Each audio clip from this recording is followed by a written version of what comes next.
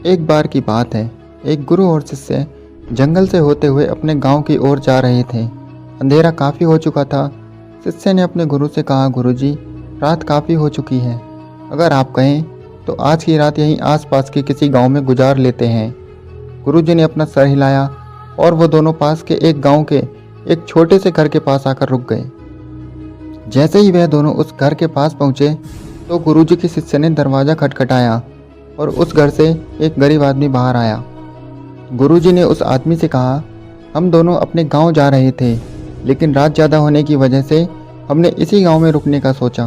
क्या आज की रात हम आपके घर रुक सकते हैं? गरीब आदमी गुरुजी से बोला, हाँ क्यों नहीं, आप दोनों अंदर आ जाइए।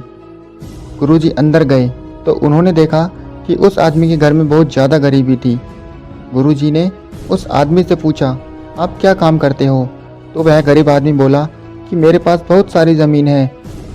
गुरुजी ने कहा, अगर तुम्हारे पास बहुत सारी ज़मीन है तो तुम इस तरह गरीबी से अपना जीवन क्यों बिता रहे हो? वो आदमी बोला, यह सारी ज़मीन किसी काम की नहीं है। गांव वाले कहते हैं कि ये ज़मीन बंजर है, यहाँ पर कुछ भी नहीं उगाया जा सकता। यहाँ पर फसल उगाना किसी पागलपन से कम नहीं है। इस पर गुरुजी ने उस आदमी से पूछा कि तुम अपना गुजारा किस प्रकार से करते हो? उसने कहा, मेरे पास एक भैंस है जिससे मेरा पूरा घर चलता है। ये सुनने के बाद गुरुजी सो जाते हैं और रात में जब सब लोग सो जाते हैं तो गुरुजी अपने शिष्य को उठाते हैं और उस गरीब आदमी की भैंस को लेकर अपने साथ गांव चले जाते हैं। शिष्य अपने गुरुजी से पूछता है कि गुरुजी, कहीं आप ये सब गलत तो नहीं कर रहे हो? उस गरीब आदमी की रोजी रोटी केवल इस भैंस के कारण ही चल पाती है। तो गुरुजी अपने शिष्य की तरफ देखकर थोड़ा मुस्कुराते हैं और आगे बढ़ जाते हैं। लगभग 10 साल बीत जाते हैं। अब जो गुरु का शिष्य था वो अब बहुत बड़ा गुरु बन चुका था। एक दिन अचानक उसे उस गरीब आदमी की याद आती है। उसने सोचा, मेरे गुरुजी ने उस गरीब आदमी के साथ अच्छा व्यवहार नहीं किया, मुझे चलकर देखना चाहिए कि वह आदमी अब किस हालात में है। वो शिष्य उस गांव की तरफ जाता है और जैसे ही वहां पहुंचता है तो देखता है कि जहां पर उस गरीब आदमी का झोपड़ा था वहां पर अब एक बहुत बड़ा आलीशान महल बन चुका था और उस झोपड़ी के बाहर जो बंजर ज़मीन थी वो भी अब बंजर नहीं रह गई थी। वहां पर भी फल और फूलों के बगीचे थे। तभी उधर से उस घर का मालिक आता है। शिष्य ने उसे पहचान लिया। शिष्य ने उस आदमी से बोला, तुमने मुझे पहचाना?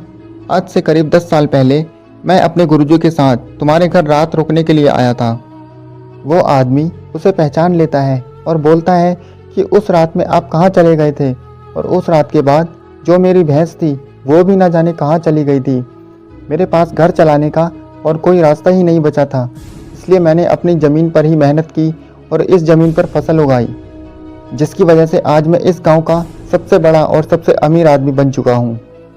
ये सब सुनने के बाद शिष्य के आंखों में अपने गुरुजी के लिए आंसू आ गए और आज उसे ये बात समझ में आ गई कि क्यों गुरुजी उस रात को उस गरीब आदमी की भैंस को लेकर अपने साथ गांव चले गए थे। दोस्तों, हम सब भी अपनी लाइफ में बहुत कुछ बड़ा हासिल करना चाहते हैं, लेकिन क्या आप उसे अभी तक हासिल कर पाए हो? अगर नहीं तो आपको भी अपने अंदर झांकने की ज़रूरत है कि कहीं आपकी लाइफ में भी तो उस भैंस की तरह कोई रुकावट नहीं आ गई है जो आपको आगे बढ़ने से रोक रही हो।